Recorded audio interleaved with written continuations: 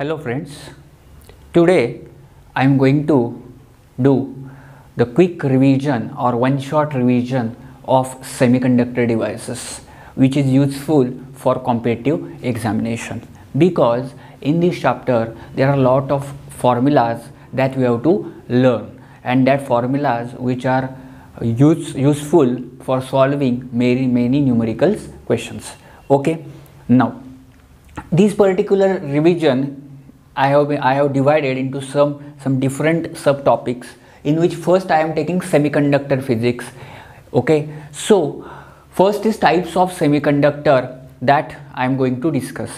We know that there are two types of semiconductor: intrinsic and extrinsic. Intrinsic semiconductor is the purest form of semiconductor, and extrinsic semiconductor is the impure form of semiconductor. For more clarification, you refer my video which I have prepared before covering the syllabus of 12th standard of semiconductor devices, in which first video was the one shot revision of semiconductor devices based on 11th portion. Clear? In that video I explain thoroughly what is meant by semiconductor. In this video I am taking the glance or glimpse of that particular chapter in context of competitive, or some important formulas and some quick facts that I am going to revise. Clear? Okay. So types of semiconductors are intrinsic and extrinsic semiconductor. Now if you consider intrinsic semiconductor, then in intrinsic semiconductor, electron concentration is equal to hole concentration. That's why this is called as intrinsic carrier concentration. And in semiconductor, two types of charge carriers are present: electrons as well as holes. Clear? Okay. Now intrinsic carrier concentration, Ni is equal to AT raised to 3 by 2 e raised to minus Eg upon 2 kT. Clear? So this is an important formula that we have to remember. Ni intrinsic concentration is A T raised to 3 by 2 e raised to minus Eg upon 2 kT. Now in this formula, if we observe, this Ni is called intrinsic carrier concentration. This A is constant, which is independent of what? Temperature. It is dependent on doping. Now this Eg is called as band gap, energy band gap, and this K is called as Boltzmann constant, and this T is a absolute temperature. Clear? Okay. So this formula that we have to remember. Now second important formula is Eg, which is Eg0 minus beta T. This is a formula for energy band gap of a material at any temperature. It means from this formula it has been observed that energy band gap is inversely proportional to temperature. As the temperature increases, energy band gap decreases, because as temperature increases, this factor will increase, so this subtraction becomes decreases. Clear? Okay. Then important formulas which are very important from your JEE and NEET point of view, in which one questions you will find in the paper based on conductivity and resistivity of material. So this conductivity of intrinsic semiconductor is sigma, which is equal to Ni, that is the intrinsic carrier concentration, into bracket mu p into Qp plus mu n into Qn, where mu p is the mobility of holes, Qp is the charge on holes, mu n is the mobility of electrons, and Qn is the charge on electrons. Mobility indicates at what speed the charge carriers will move inside the semiconductor material. Clear? So this is the formula for conductivity. Okay. Then unit of conductivity is what? Unit of conductivity is 1 upon ohm meter or Siemens per meter. Now second important is what? Resistivity of that intrinsic material, which is reciprocal of conductivity. So you have to only reciprocate this formula to get rho. Clear? Okay. Now applied electric field, suppose there is a one semiconductor, suppose this is a semiconductor piece, intrinsic, I have applied some voltage across it, okay, so that particular length is L of this conductor and voltage is V. So applied electric field is applied potential difference is equal to length of that semiconductor specimen, okay, V by L, which is equal to VE by mu n. Actually this VE means what? It is called a drift velocity. Okay, because drift velocity VE or VD is equal to mu times E. So VE by mu E or VH by mu P. Why VH? Because it is a drift velocity for holes. This is a drift velocity for electrons. Clear? So in this way, I have told you three important formulas. First one is what? Conductivity. Second one is resistivity. Then electric field in terms of potential difference and length, and electric field in terms of drift velocity and mobility. Clear? Okay. Next important fact is what? At room temperature, mobility of electron is always greater than mobility of holes. So mu n is greater than mu p. It means electron current is greater than hole current. What is the reason behind this? Because mass of electron is less. That's why the mobility of electron is more. Electron is more movable than holes because mass of electron is less. Okay, that's why electron current is greater than hole current, and total current in any semiconductor is the summation of electron current plus hole current, which is In plus Ip. Clear? So this is the important formula for total current inside the semiconductor material.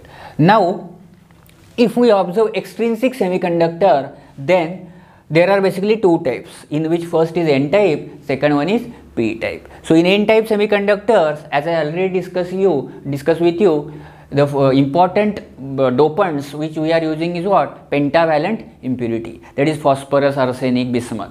Clear? And in P-type semiconductor, the dopant which we have used, that is trivalent impurities. Okay, that is boron, indium or gallium. These are the trivalent impurities. So majority carrier concentration in N-type semiconductor is denoted by Nn. Means what? Nn means electron concentration in N-type, which is approximately equal to donor concentration, because we are adding dopants, and which results into donor atoms.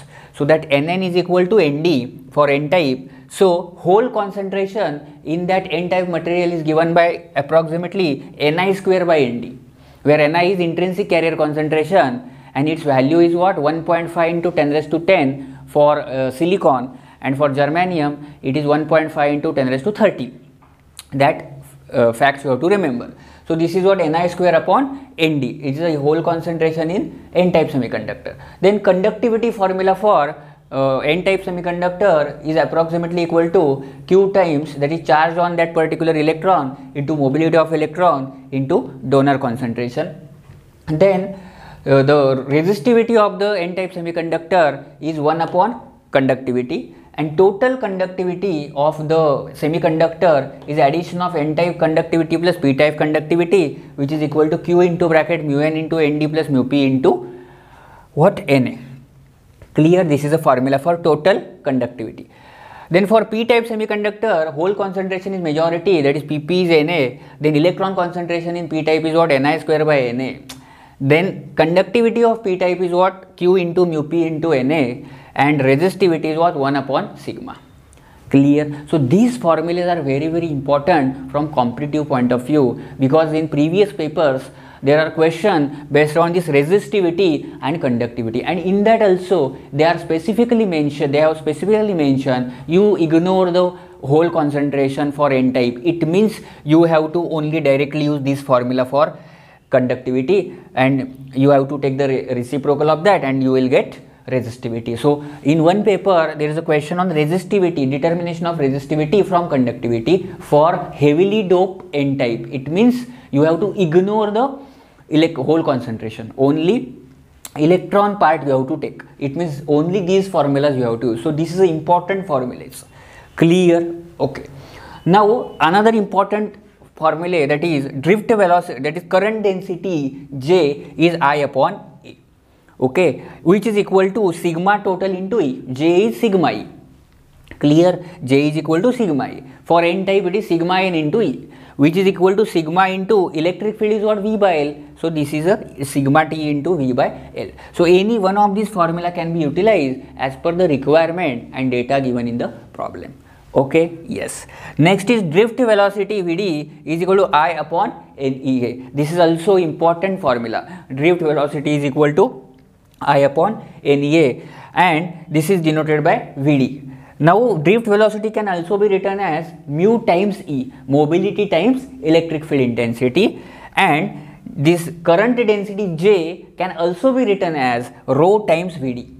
Okay, where rho is a charge density and charge density is given by charge per unit volume, which is coulomb per meter, that is N into E. So N is not number of electrons or holes or number of charge carriers, it is carrier concentration. It means per meter cube. You have been given in per meter cube. That's why coulomb per meter cube. Clear? So J is equal to sigma E, J is equal to rho V, where rho is not resistivity, it is a charge density N into E, and N is concentration, which is in per meter cube into coulomb. Oh, so which is coulomb per meter cube. And finally what? Rho is equal to Ne and J is equal to rho Vd.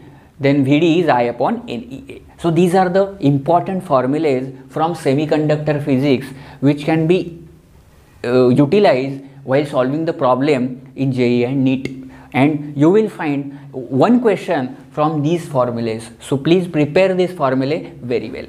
Clear? Okay.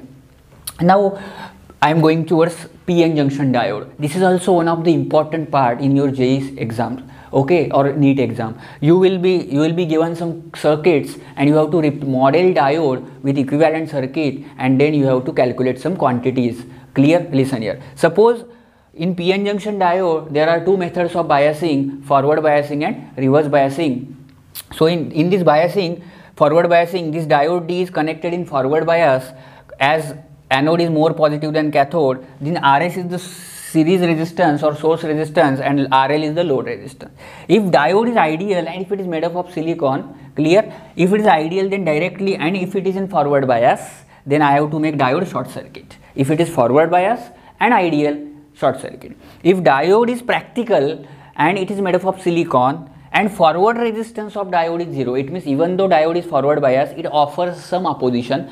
It means what? It offers some resistance. That forward resistance is 0, I am assuming. Then replace this diode with 0.7 volt battery for silicon. If diode is practical and forward resistance is not equal to 0, then replace that diode with 0.7 battery with series resistance, that is forward resistance. Clear? Okay. So replace this diode with battery 0.7 and forward resistance RF. So this is important. This diode in this circuit is replaced with this circuit, that is battery 0.7 along with RF forward resistance, if it is practical and forward resistance is given. So in this way, if you want to find out the circuit in the if you want to find out the current in the circuit, then you can find out I is equal to V minus 0.7 upon RS plus RL plus RF. In the problem actually RS is not given, but I have given you. If all the factors are given, then also you can solve the problem. Clear? And another important point, you cannot directly apply the Ohm's law because diode is non-ohmic device. That's why you have to replace the diode with linear devices, that is resistance. So in this way you have replaced the diode with the linear component and then apply Ohm's law. Okay, so this is called as modeling of diode. Replacing a diode with 0.7 volt, replacing a diode with short circuit for ideal, replacing a diode with 0.7 along with series resistance, that is forward resistance, if it is given. Clear? So this is important in case of forward biasing. If you consider reverse biasing of diode, same circuit can be connected, but positive terminal is now connected to cathode, means cathode is more positive than anode, that is a reverse bias. If diode is ideal one, then in reverse bias it acts as open circuit. That's why current in reverse bias is 0, because diode is open. Now if diode is practical, it means what? It does not act like a open circuit, but it acts like a what?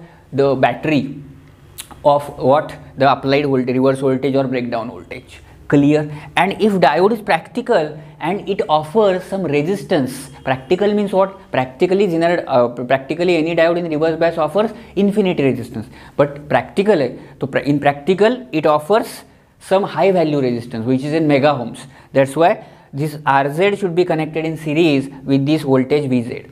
So replacing your diode whenever it is in reverse bias, open circuit ideal, replacing with the battery of voltage VZ ideal without RZ, and replacing with battery and RZ if RZ is given in the problem. So you have to understand all these three important parts which I have explained to you. Okay, first one is semiconductor physics, second one is what? PN junction diode in forward and reverse bias, because these are very, very important for your competitive exams. Okay, now we are going to discuss Zener diode as a voltage regulator, which is also one of the important subtopic in competitive exams. One question is definitely come in JEE as well as NEET.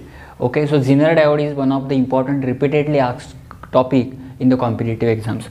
Listen here, in this Zener diode, if you observe, this circuit is actually popular because Zener diode is always connected in reverse bias. That already we have known. So this Zener diode is reverse bias and Zener voltage is Vz of this diode. This Rs is the current limiting resistor and this RL is the load resistance of what particular load which we are interested to connect, and this Vs is the source voltage, and this is the characteristics of Zener diode. This particular portion in which Zener diode is operating, this is called as breakdown region, and this voltage is Zener voltage. So this is the minimum Zener current which is also called as knee current, and this is the maximum Zener current which is Iz max. So your Zener diode should operate from Iz minimum to Iz maximum. Clear? And Zener resistance Rz is equal to delta Vz by delta Iz. Clear? Okay. Now important part is what? Regulation. On types of regulation you will find question in the examination. So there are two types of regulation in Zener diode, that is load regulation and line regulation. So load regulation means what? Whenever there is a variation in the load, that time RL is variable, then this is called load regulation. And whenever this input Vs, which is source voltage, when this is variable, that time it is called as what? Line regulation. Clear? Okay. Now whenever we are considering load regulation, that time first is what? Load is variable and source is fixed. So Is, which is a source current, that is fixed, which is equal to what? Vs minus Vz by Rs. Is. Then if Is is fixed, then what happens actually? There is a division of current, but Is is divided into two currents, Iz and Il. Clear? So Is fixed is equal to Iz plus Il. It is a basic formula. If Is fixed and load RL, if it takes value maximum, RL is maximum, it means load current is minimum. If this load resistance is having maximum value, then load current is minimum value. So that time this IL is minimum. So this Is fix is equal to Iz maximum plus IL minimum, and Is fix is equal to Iz minimum plus IL maximum. It means if this current through load decreases, Zener diode current increases, so that overall current is constant. Okay, so in this way Zener diode acts as a load regulator. So you have to remember these two formulas for load regulation. Is is Vs minus Vz by Rs, Is fix is Iz max plus IL min, and Is fix is equal to Iz min plus IL max, where IL min is equal to what? Vz by RL max, and IL max is equal to means what? Vz by RL mean, because this is a Vz, this is which is across the load. If it is regulator, then load is current flowing through this is what? IL is Vz by RL. So if this is RL is minimum, then this is current is maximum. If this is maximum, current is minimum. Clear? Okay. Then important is what? Line regulation. So in line regulation, Vs is variable, source is variable.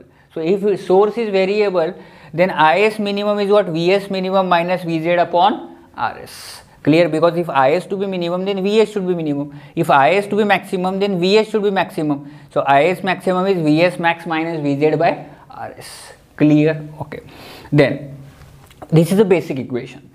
In load regulation, this Is is fixed because input voltage is not changing, but here input voltage is changing, so Is is variable. Now Is minimum is equal to Iz minimum plus IL fix. Why this is Iz minimum plus IL fix? Because if Is is minimum, then Iz has to be minimum, then only the IL becomes fixed. So if this current is fixed and if it is increasing, then it has to, Zener current has to increase. If it is decreasing, Zener current has to decrease. Means what? Iz maximum to Iz minimum. That's why in this portion your Zener diode should operate. So Is maximum is Iz maximum plus IL fix, and Is min is equal to Iz minimum plus IL fix, and load current IL fix is Vz by RL. So in this case there is no any maximum or minimum load current because load is fixed. Okay, yes. Now power, this is also important because in examination you will find a question related with power and Zener current. So power dissipation in the Zener diode, that is Pz minimum, is equal to Vz into Iz minimum. Okay, this is Vz into Iz minimum, and Pz maximum is Vz into Iz maximum. Since Vz into Iz maximum, that is Pz maximum power dissipation in the Zener diode, this is called as minimum power rating of Zener diode. Okay, many times students are confused. They means minimum power rating means they calculate Pz min. No, minimum power rating means what maximum power means. This is a limit beyond which you cannot operate. This is a restriction to operate the Zener diode beyond Iz max. Clear? So that's why this Pz max is Vz into Iz max. This is called minimum power rating. Minimum power rating means Pz max only, and minimum power dissipation means Pz minimum. Clear? So this is an important point. Then when Zener diode is in breakdown region, then what happens? It is replaced with what? It is replaced with its breakdown voltage Vz, so that V0 is equal to Vz, because output remains constant. And if Zener diode is in breakdown region, and if it is not ideal Zener diode, in that case there is a voltage drop Iz into Rz. That's why we know V0 is Vz plus Iz Rz if Rz is not equal to 0. Clear? Okay. So in this way, this Zener diode is replaced with Vz if it is ideal. If it is practical, then it is replaced with Vz and Rz, where Rz is the Zener resistance connected in series with Zener diode. If this is a non-breakdown region, in that case this Zener diode acts as an open circuit whenever it is reverse bias, and if it is practical, then it is replaced with Rz. Clear? So you have to remember these two types of regulation and its related formula for what? For IL minimum, IL maximum, Is fix, Is minimum, Is maximum, then what?